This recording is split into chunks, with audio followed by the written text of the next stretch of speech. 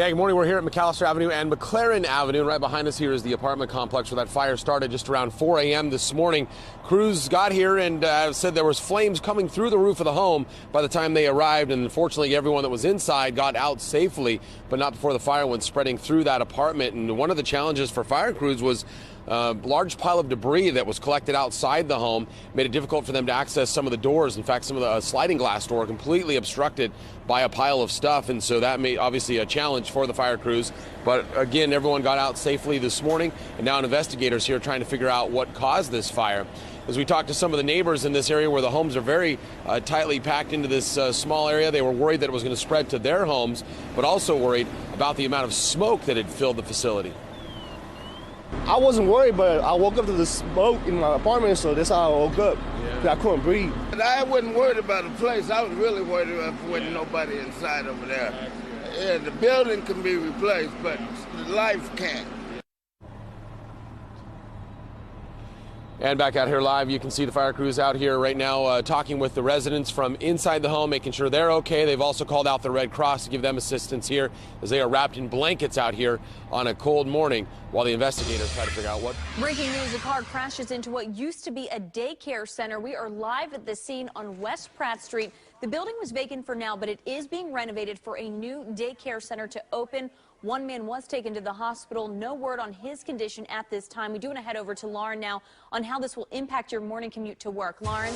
Ashley, any drivers right now in West Baltimore need to avoid West Pratt Street at Mound Street. Your best alternate routes will be either Lemon Street or McHenry Street.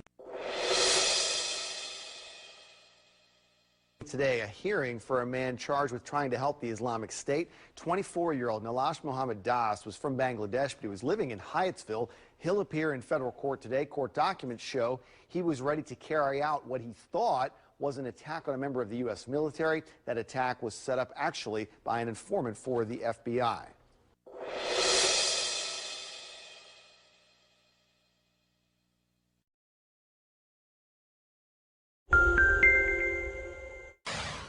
Saw that, some guy beating the crap out of some lady, and I said, yeah, that's not right. And what happened next is so good. He threw a tray of dirty dishes he was carrying at this guy, and he stopped the attack. ABC 15's Joe Bartels has the incredible story. I was there. There's just a couple glasses. It was a typical busy Saturday afternoon for Kirk Ofty. His careful attention to detail taken away by what he saw out the window. And it was like right in, on the handicap spot, and I hit him with a tray from like right in here. Kirk saw his customer being pummeled in the parking lot, a thief using his fists and hands to steal a purse. Well, I just wanted to, get him off the lady. I mean, if I got hit, I got hit, but I just wanted the lady want him to stop beating on the lady. Kirk, an 8-year military vet, wasn't having it. He took his dirty dishes and tray, ran outside, and threw them right at the suspect. It had to stop. I mean, the guy's just, I could see the lady's face is bleeding, and she's just screaming. The perp ran off with the purse, the customer taken to the hospital. As for Kirk, he's still struggling with what happened, especially with the suspect on the loose. Well, I still have dreams. I had nightmares a couple nights ago. The first night anyway, I was like shaking. Tempe police now have surveillance video which may reveal who the suspect is, and there could be a sketch released soon. Kirk says he isn't a hero. He was just doing his job. Joe Bartels, ABC 15 News.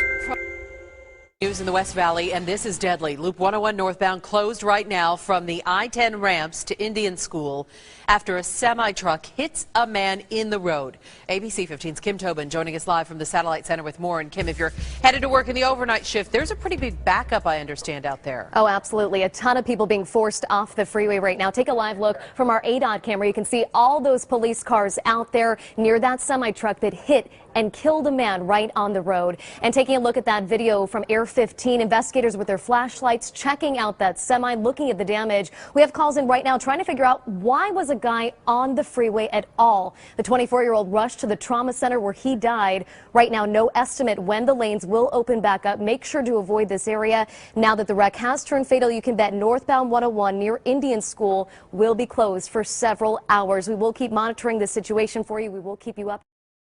Begin with this 5-year-old boy. He is still in the hospital tonight after getting hit by a bullet in Kansas City. And now his mother is terrified. She told us she can't understand why someone would target her home in a drive-by shooting. It happened just blocks from a school and very close to a very popular park in the Northeast neighborhood. Right now, the 5-year-old, Yoel Patayo, is at Children's Mercy Hospital. And that's where we find 41 Action News reporter Andres Gutierrez. And Andres, I know you actually spoke with the mother today. Yeah, she is scared of what she saw and heard last night. Right now, she is by her son's bedside as neighbors are working together to help police catch whoever pulled the trigger. From the alleyway, you could spot the evidence of last night's violence, one of the bullets piercing through Yoel Pitayo's bedroom. His grandfather, Artemio Sanchez, tells me the child was standing here playing with his tablet. Yoel's mother, Vanessa, tells us she heard the gunshots and walked into the room to find her 5-year-old bleeding. The bullet entered the little boy's backside and exited out his right leg. No se puede entender, menos con un niño, porque son niños que no. The grandfather adds it's hard to understand, especially with a child, because they're children that don't do anything, they're innocent. The crime happening just down the street from Bud Park in the Indian Mound neighborhood. I just want to make sure that people here stay here. Manny Abarca, who's lived here for 4 years, says the neighborhood watch group reacted quickly on social media. We heard the shots come out from that group. We heard that, cars screeching, light sirens, that kind of stuff. And then we engaged the overall neighborhood watch page to make sure that the rest of the neighborhood didn't see the car go somewhere or any of the situation happens. Police say this is the result of the city's latest drive-by shooting. Imagine if that was your sibling. Imagine if that was your house. Because that's the type of humanity that we need to instill in these situations that I just don't think is there. August KCPD statistics show that there have been 610 victims of drive-by shootings since the start of the year. 91 of those victims under the age of 17. Random gunfire is something that people don't realize. Bullets hit things and people happen to be children in this situation. And if you have any information about this drive-by shooting, go ahead and call police or the Crime Stoppers hotline 816-474-TIPS. Reporting live in Kansas City, Andres Gutierrez, 41 Action News. Andres, thank you. We checked with police today, and so far this year, 6 children have died from violence. Stay weather aware today as we're going to see spring-like thunderstorms develop late this afternoon and evening. A few of the passing storms this morning may be on the strong side, but we do get a break in the afternoon. Temperatures warm up in the upper 70s and low 80s. Any sunshine that we see is going to help fuel some of these storms and will help allow them to become a little more on the severe side. So let's time this out for you. We're going to see some of these showers and storms continue to lift off to the north.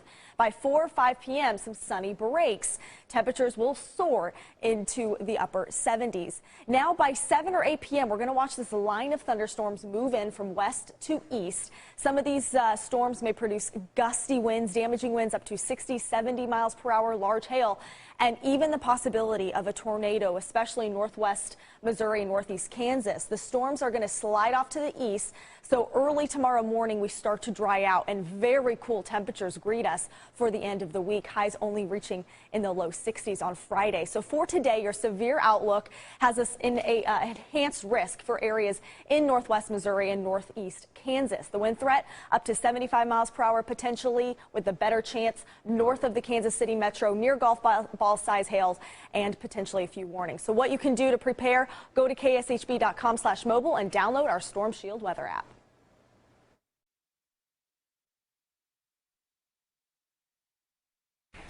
Thank you, Kirsten. Breaking news this morning. A man is telling police a clown assaulted him in South Tulsa. 2 Works for You reporter Ashley Holt is live at the South Tulsa Police Station with the latest. Good morning, Ashley. Good morning, Daniel Tanaya. Police still looking for a male suspect dressed as a clown this morning after searching through nearby neighborhoods. The victim said it happened while he was walking his dog on the 5100 block of East 77th Street. Around 1 this morning, he said the clown came up behind him and allegedly assaulted him. Both the victim and the suspect ran from the scene. The victim refused help from IMSA. Police say he had a small injury on his face. Now coming up in the next half hour, the description the victim gave to police of his attacker. Reporting live from South Tulsa, Ashley Holt, 2 Works for You. Police in a town near Portland, Oregon described the deaths of a man and his 2 children as an apparent homicide-suicide. Beaverton police say officers responded to an apartment on Wednesday afternoon after a female relative called to report the possible deaths. They found a 36-year-old father, his 8-year-old girl, and 6-year-old boy inside the apartment. We have a very safe city, and right now I would just like to say that we grieve with the family on this one, and our hearts go out to the families of the victims. Officers initially entered, saw gunshot wounds, and determined that 3 people appeared to be dead. They left to preserve evidence and heard a single gunshot inside. A negotiating team went back in and confirmed all 3 deaths. Police say they don't believe there is any threat to the public.